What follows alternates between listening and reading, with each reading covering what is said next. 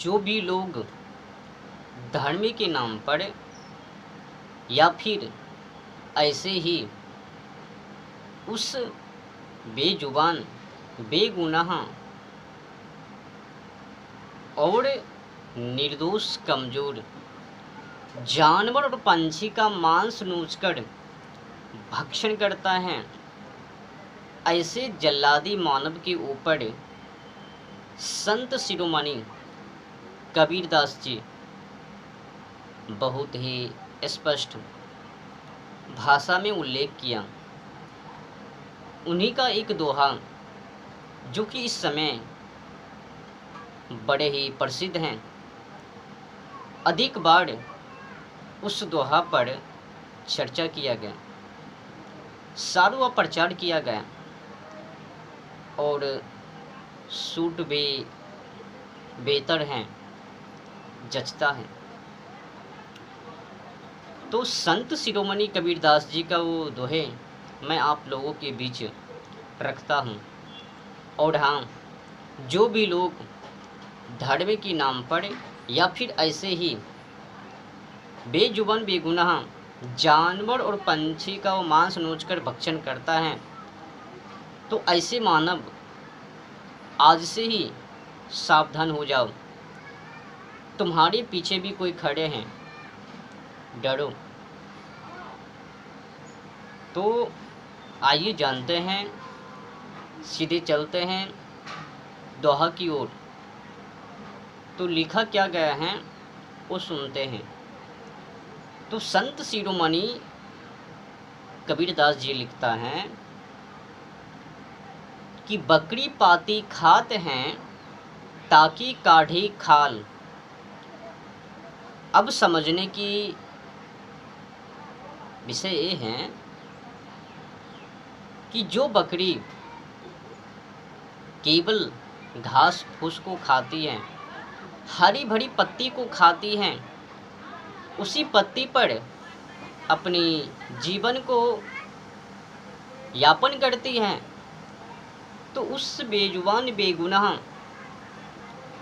जानवरों का वो मांस ये मानव ताकि काढ़ी खान यानी खाल उतार लेता है, नोच लेता है।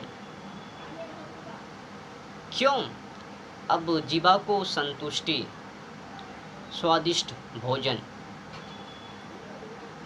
तो जो बकरी कभी जीवन में पाप नहीं, किसी को कुछ किया नहीं और किसी से कुछ लिया नहीं, तो उस बेजुबान, बेगुनाह को एक जल्लादी क्रूर मानव उनका मांस नोचकर भक्षण करता है, केवल निजी स्वार्थी और कुछ नहीं।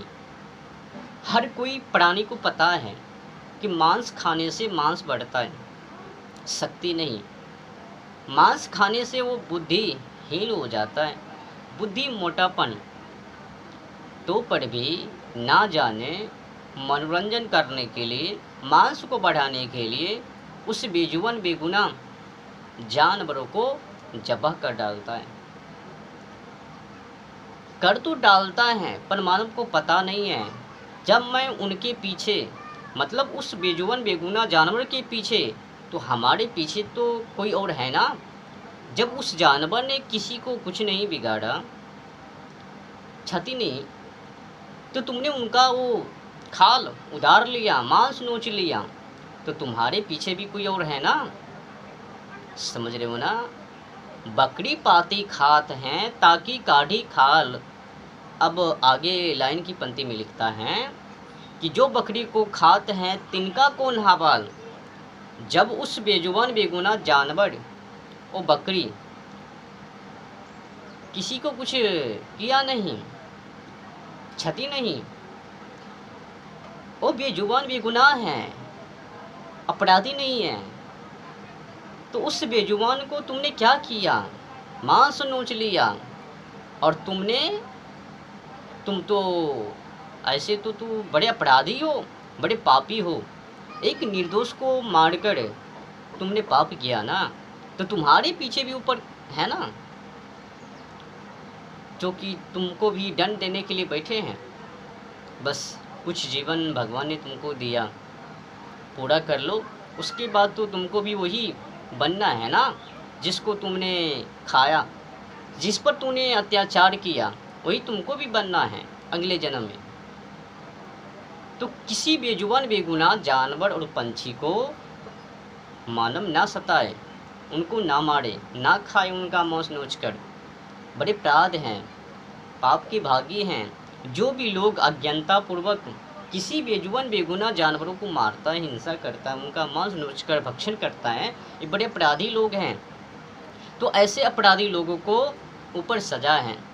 ऊपर सजा क्या, जो ही ये इंसान ये प्राण को त्यागा तो ही वो उस योनि में चले जावे जिस योनि को तुमने क्या किया, समाप्त